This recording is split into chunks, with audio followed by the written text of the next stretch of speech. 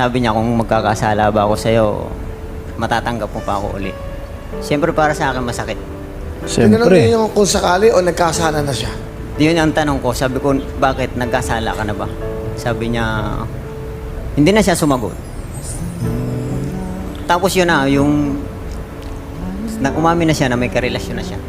Hanggang sa pag-uwi rito, sinama sa bahay. Ha? Siya. Ano? Siya lang ang pa sa bahay niyo? Opo. Pilipino? Pero Grabe. opo. Pero nagpaalam po siya sa akin na baka pwedeng isama ko dyan. Kasi nga, hihiramin daw yung bunso namin. Pumayag po ako. Bait Pumayag ni ka? kuya. Para sa mga bata, gusto nila makita eh.